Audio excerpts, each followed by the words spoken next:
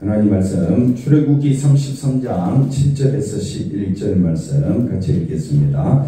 모세가 항상 장막을 취하여 진 밖에 쳐서 진과 멀리 떠나게 하고 해막이라 이름하니 여호와를 악모하는 자는 다 진 바깥 해막으로 나아가며 모세가 해막으로 나아갈 때에 백성이 다 일어나 자기 장막문에 서서 모세가 해막에 들어가기까지 바라보며 모세가 해막에 들어갈 때에 구름 기둥이 내려 해막문에 서며 여호와께서 모세와 말씀하시니 모든 백성의 해막문에 구름 기둥이 서 있는 것을 보고 다 일어나 각기 장막문에 서서 예배하며 사람이 자기의 친구와 이야기함 같이 여호와께서는 모세와 대면하여 말씀하시며 모세는 진으로 돌아오나 눈의 아들 전문수종자 여호수아는 해막을 떠나지 아니하니라. 아멘. 할렐루야. 하나님의 큰 은혜가 넘치기를 바랍니다. 구약의 예배 가운데 한 장면입니다. 이 예배 장면을 보면서 우리도 이런 예배 드렸으면 좋겠다라는 생각이 앞설지 모르지만은 이건 굉장히 출애굽기 33장 말씀인데 32장에서는 금송아지 사건이 나옵니다. 금송아지 사건으로 인해서 이스라엘 온 백성의 충격의 사건이 벌어지게 되고 그 다음에 하나님께서 저들을 다 진멸하시겠다고 했는데 모세의 기도로 이스라엘 백성이 살아납니다. 그런데 그들 가운데 또 방자에 행하는 무리가 등장하게 됩니다. 그래서 방자에 행하는 무리들을 보면서 모세가 분명히 하나님이 용서해 주셨는데 하나님께 나아가지 아니하고 방자에 행한다. 다시 말하면 또 누구를 드러내느냐? 자기를 드러내고 교만히 행하니까 여호와 앞에 서 있는 사람들은 나오라 그랬더니 레위 사람들이 나오게 됩니다. 다 칼을 차라. 그래서 그 사람들을 죽이는데 3,000명이 죽임을 당하는데 그 3,000명은 이스라엘 사람들입니다. 자기 형제들입니다. 그러니까 그 3,000명이나 되는 사람을 죽였을 때는 이스라엘 가운데 큰 하나님으로부터 책망받는 그런 무서운 날이 되어버린 겁니다.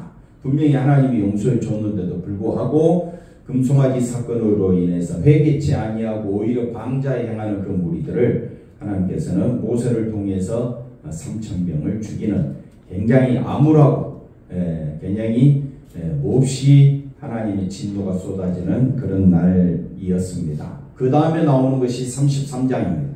그래서 구약의 예배라 해가지고 저들이 하나님 앞에 기쁘게 즐겁게 예배 드리는 날이 아니라 무섭고 떨리는 마음으로 예배 드리고 있다라는 것을 우리가 보면 좋겠습니다. 자, 그러면 구약의 예배의 의미가 뭐냐? 예배의 의미는 첫째는 하나님을 기억하라. 창조주 하나님을 기억하라. 예배가 뭐라고요? 창조주 하나님을 기억하는 시간이다. 창조주 하나님이 첫째 날 창조하시고 일곱째 날에 창조를 마치셨다.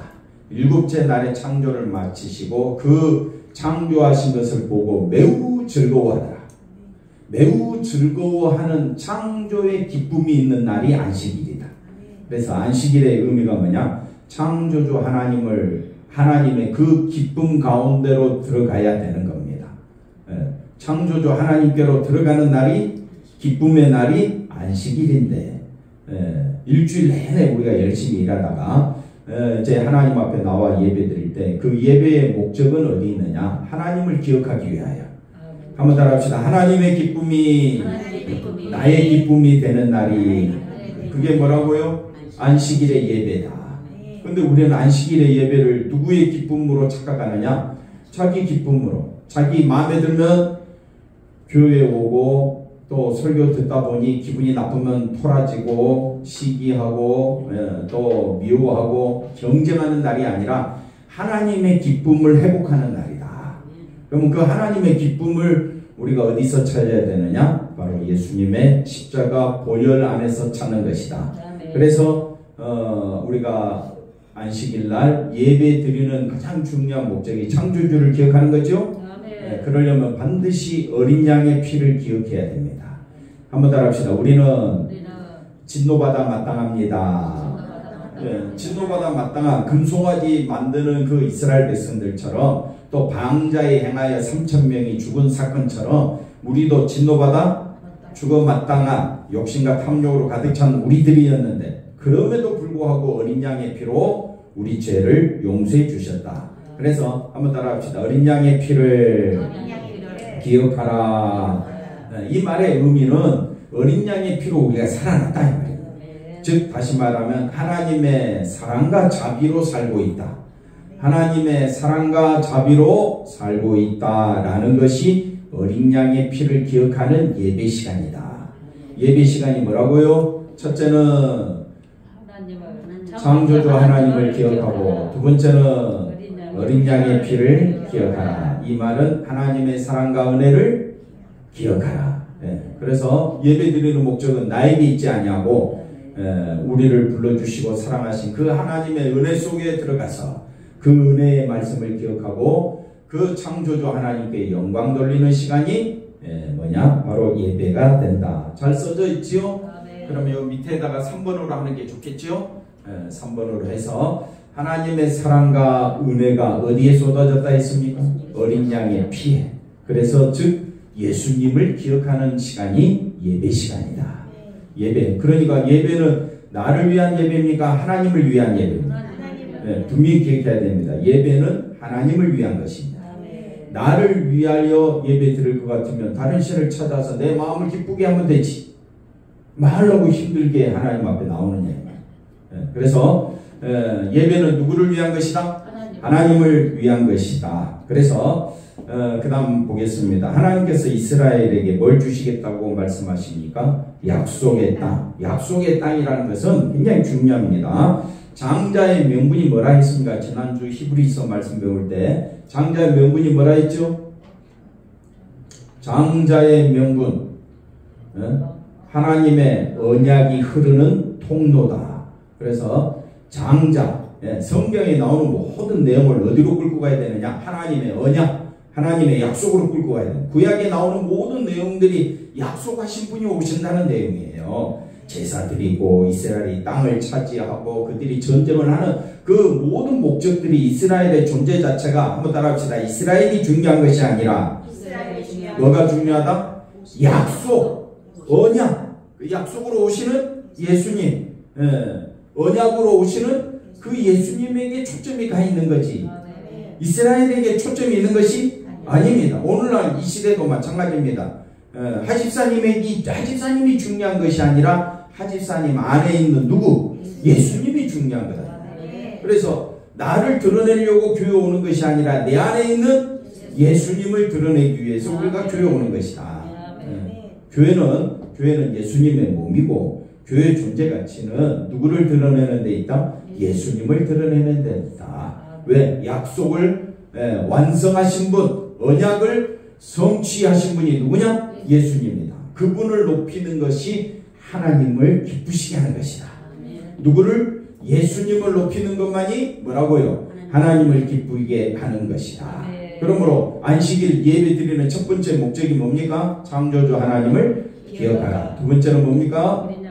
어린 양의 피를 기억하라. 또 하나님의 사랑과 은혜를 기억하고 그것이 곧 누구를 기억하는 것이다? 예수님을 기억하는 것이다.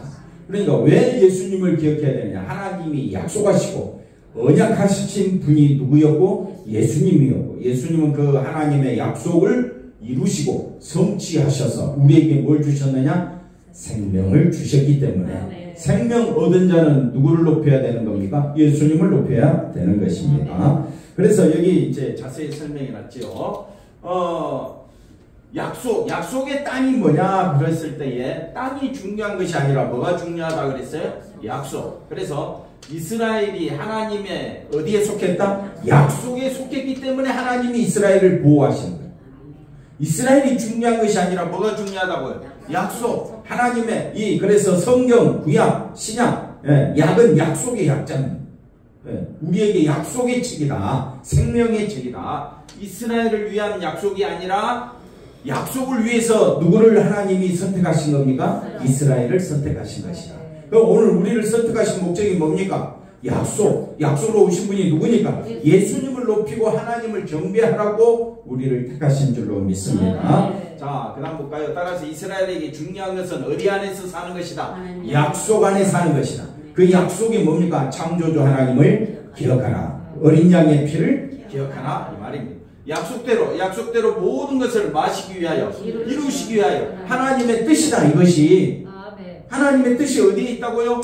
약속. 아브라함을 불러서 마시고 약속하시고, 그 다음에 이삭, 야곱, 그 다음에 모세 불러서 마시고 약속하시고, 그 다음에 여러 선지자들 통하여 약속하신 말씀을 계속 하나님께서는 그들에게 다시 새겨주시고, 다윗 왕을 통해서 그 다음에 이제 예수님이 오셔서 이 땅에 약속으로 오신 분이 누구라고요? 자기 자신임을 밝히시고, 그래서 성경은 약속의 책이고, 그래서 이스라엘은 하나님의 뜻 안에서 살아야 된다.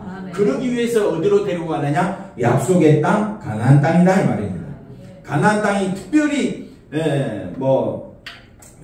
좋은 땅이라는 의미가 아니라 그 땅으로 인도하시면서 하나님은 어떤 분이냐? 약속을 성취하실 분이다.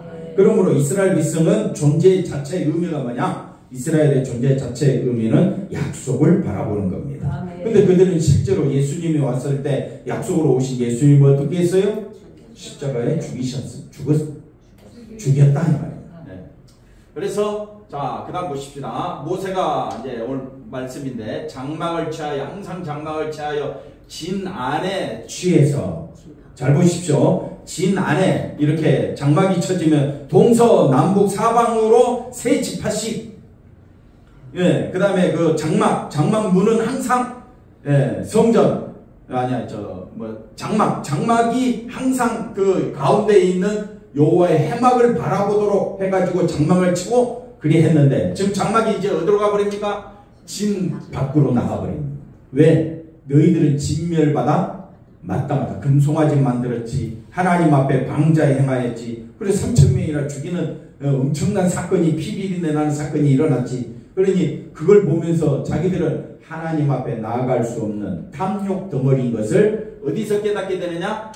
그들은 진 밖에 장막이 쳐져 있고 자기들은 그 회막으로 갈 수 없음을 기억하면서 자기들이 어떤 존재임을 알아야 한다. 그래서 진과 멀리 떠나게 하고 그 이름을 뭐라고 이야기합니까? 해막이라고 이름하고, 여호와를 앙노하는 자는, 그러니까 이러면서 정말 하나님을 사모하는 자들은 진 바깥 해막으로 나아간다. 그래서 해막으로 나아가는데, 그 다음 말씀 보십시다. 그래서 성막, 해막은 하나님이 뭐 하시는 곳이다? 임재하여. 그 다음에 하나님이 자기 백성을 만나시는 곳을 뭐라고 이야기하느냐? 성막, 해막이라고 한다. 이 안에는 뭐가 있다고요? 언약궤가 있기 때문에 그렇습니다. 언약궤가 왜 중요하느냐? 아까 말씀드렸죠. 하나님은 언약을 성취하시는 분이다. 이스라엘이 중요한 것이 아니라 뭐가 중요하다 했어요? 언약이 중요하고. 그래서 그 언약을 이루기 위해서 이스라엘을 택하셨는데, 이스라엘이 금송아지 만들어가지고 거기 우리 신이다 하고 전하니까 다 진멸하고 모세를 통해서 새로운 백성을 만들려고 했어요.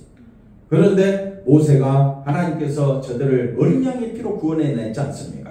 하면서 하나님의 진노를 돌이키게 하고 이스라엘 백성들로 하여금 하나님만 바라보게 했는데, 저들이 또 방자에 행하는 그런 악한 모습들이 연속적으로 나타난 다음에 나타나는 말씀이기 때문에 우리가 이 말씀을 볼 때, 야, 구약의 저런 예배는 참 좋구나 라는 의미가 아니라, 감히 저들은 해막 앞으로 갈 수 없는 존재임을 깨닫게 하신다. 자, 여기까지 이제 이야기했죠. 자, 해막은 이스라엘을 위해서가 아니라 누구를 위한 것이다? 하나님을 위한 것. 잘 이야기 들었지요? 그러므로 교회도 누구를 위한 것이 돼야 되겠습니까? 하나님을 위한 것은 가장 하나님이 귀히 여기시는 예수님을 높이는 것이 되어야 합니다. 서로 싸우고 경쟁하고 누가 먼저 부흥하나 누가 먼저 뭐 성장하나 그거 하려고 교회가 세워진 것이 아니라 이 말입니다. 물론 서로가 예수님을 높이면서 교회가 부흥하고 성장하면 좋겠지만, 부흥하면 부흥할수록 자기 교회는 대단한 교회고 다른 교회는 별 볼 일 없는 교회로 그렇게 밀어붙인다면 그건 교회의 의미를 상실하게 되는 것입니다. 자, 하나님과의 관계에서 이스라엘이 어떤 인간인가 보게 하는 용도로 지금 회막이 존재하고 있습니다. 자, 8절 모세가 회막으로 나아갈 때는 백성이 다 어떻게 했습니까? 일어나서 자기 장막문에 서서 모세가 멀리 떨어져 있는데 이제 그 장막이 원래는 자기 진 가운데 있었는데 멀리 떨어져 있으니까 얼마나 저들은 하나님이 지금 우리와 함께 하셨는데 회막이 멀리 떨어가 있으니 그들은 정말 하나님을 사모하고 앙모하는 자들은 가슴이 미어터지는 그런 사건이 되는 겁니다. 그 다음 볼까요? 자, 모세가 회막에 들어갈 때 뭐가 내립니까? 구름 기둥이 내려 회막문에 서며 여호와께서 모세와 말씀하시는 내용이 됩니다. 금송아지 사건으로 인해 이스라엘은 회막에 들어갈 수가 없게 됩니다. 이스라엘은 하나님과 함께 할 수 없는 존재라는 사실을 뭘로? 회막을 통해서 보여주고 있다. 그러니까 우리가 예배드리러 나올 때도 내가 하나님과 함께 할 수 없었는데 나는 천국에 갈 수 없었는데 예배 드리면서도 여전히 나는 교만과 탐욕 덩어리로 존재하고 있음을 기억하고 오직 하나님의 은혜, 예수님의 은혜로만 천국 가는구나. 생명나라 하늘 영광 들어가는구나 하면서 모든 영광을 누구에게 돌려드려야 됩니까? 예수님께 돌려드리는 것이 교회의 기능이요 예배의 목적이다. 그래서 이스라엘은 하나님과 함께 할 수 없는 사실이 드러나고 하나님은 왜 모세하고만 이야기하십니까? 모세와 뭘 맺었기 때문에 여기 보니까 뭘 맺었다고요? 언약을 맺은 자이고 모세는 하나님의 언약만 바라봤습니다. 그래서 하나님께 나아갈 수 있었고 하나님과 함께 할 수 있었던 것은 하나님의 무슨 세계? 언약 세계. 그 언약을 이루신 분은 누구라고요? 예수님. 우리 죄를 아시고 우리를 구원하시고 우리에게 뭘 주시려고? 생명 주시고 하나님의 위대한 뜻이 여기 있는데 이스라엘 백성은 하나님 모세가 시내산에 올라가서 40일 동안 안 보이니까 어떻게 해요? 모세가 어디 있는지도 모르겠다. 하나님이 어디 있는지도 모르겠다. 그래서 아론에게 뭘 만들어 달라? 우리 신을 만들어 달라. 그렇게 이야기가 되는 겁니다. 그래서 그 다음 볼까요? 그래서 믿음은 잘 보십시오. 믿음이 뭐냐? 하나님의 언약으로 오신 누구를 바라보는 것. 예수님을 바라보고 예수님만 믿는 것을 뭐라고? 믿음이라고. 이 믿음은 인간의 모든 뭐를? 의로움. 인간의 의로움으로 천국 갈 수가 없습니다. 그런데 무슨 사람을 의인 취급하고 또 사람을 성인이다 그렇게 이야기하는 것은 사람의 생각대로 움직이는 것입니다. 인간은 이 땅에 성인이 있습니까? 없습니까? 없습니다. 오직 우리를 구원하러 오신 예수님만 바라보도록 성경은 우리에게 말씀하고 있습니다. 그래서 기독교가 그런데도 지금 기독교가 믿음으로 가르치는 것은 예수를 믿었으니까 인간에 이제 뭐도 필요하다? 열심도 필요하고 인간이 어떻게 해야 된다? 선해야 된다. 인간이 또 의로워져야 된다 라고 성화 또 인간의 그 의로움을 강조하는데 예수님을 높이는 것이 가장 선한 겁니다. 예수님을 높이는 것이 뭐라고요? 했으니까 이제 그 다음 거 해줘야지. 가장 의로움이고 열심이다. 누구만 높이자? 예수님만 높이자. 예수님을 높이려면 누가 죽어야 돼? 내가 죽는 것이 의로움입니다. 이해가 됐죠? 누구만 높이자? 예수님만 높이자. 근데 꼭 꾸역꾸역 누가 드러나? 자기 감정, 자기 자존심이 드러나면 그거야말로 예수님을 의지하지 않는 그런 모습을 보여주고 있다. 10절 읽어봅시다. 모든 백성이 회막문에 구름 기둥이 서 있는 것을 보고 다 일어나 각기 장막문에 서서 가슴을 치며 통회하고 자복하는 마음으로 예배드리는 이스라엘 백성을 우리가 그려볼 수 있습니다. 하나님 전 앞에 성막에 장막에 가서 회막에 가서 그들이 예배 드리고 싶은데 가까이 가고 싶은데 가까이 가지 못하게 만들어 버립니다. 그 다음 볼까요? 하나님은 광야에서 이스라엘을 뭘로 인도하셨습니까? 불기둥 구름기둥으로 이스라엘과 함께 하셨다. 하나님은 지금도 자기들과 함께 계심을 알아야 되겠죠. 하지만 이스라엘은 하나님의 인도하심을 믿은 것이 아니라 그 불기둥 구름기둥을 보면서도 물과 먹을 것이 없는 것으로 인도하시는 하나님에 대해서 원망과 불평이 끊임없이 계속 나오고 있다. 이게 우리가 살아가는 인생의 여정이다. 우리는 예수님 한 분, 불기둥, 구름기둥 곧 누구를 의미합니까? 예수님이 우리와 함께 하시라. 임마누엘 되시는 예수님이 우리와 함께 하시는데 우리는 세상 것 조금 없다고 얼마나 불평하며 원망하며 또 괴로워하며 살고 있지 않느냐. 있는 사람은 있는 것이 귀한 것인 것도 모르고 또 없는 사람은 예수님으로 인하여 우리가 살고 있는 것도 모른 채 계속 있는 사람이나 없는 사람이나 누구 중심으로 살고 있더라? 자기 중심으로 살고 있더라. 우리에게는 예수님이 아니면 우리 인생은 이스라엘 민족은 아무것도 아님을 알아야 합니다. 하나님은 이스라엘 백성을 택하신 목적은 누구를 드러내려고? 예수님을 드러내시라. 오늘 우리를 부르신 목적은 예수님을 드러내라. 따라서 구름기둥은 이스라엘의 광야 생활, 그들이 얼마나 불평과 원망을 하고 있는지에 대해서 죄를 알게 하는 것이고, 구름기둥이 딱 막아버리죠. 회막에 들어가지 못하도록. 그래서 우리는 하나님의 그 예배 드리는 그 광경은 오직 예수님의 은혜로 우리가 예배 드리고 있구나. 우리가 이걸 분명히 하시고, 하나님 앞에 참 예배 드리는 것은 누구의 건설로 들어가느냐? 예수님의 건설로, 예수님의 은혜로 예배 드리고 있음을 깨닫고 예수님만 생각하는 예배 시간 되시기를 바랍니다. 자, 볼까요? 구름기둥은, 자 보십시오. 잘 들어야 됩니다. 구름기둥이 이스라엘의 뭐를 책망합니까? 죄를 책망하고 동시에 진멸당할 자가 누구라고요? 죄를 지었으니까 죄값은 뭡니까? 사망이니까 진멸당해야 마땅한 게 누구라고요? 이스라엘인데 어떻게 합니까? 하나님의 긍휼과 자비하심으로 이스라엘이 존재하는 것을 가르치는 것이 구름기둥이다. 그래서 예배 드리면서 나는 죄를 지어 사망에 처한 자일 수밖에 없고 진멸당한 존재고 하나님께 나아갈 수 없었는데 전적으로 누구의 은혜로?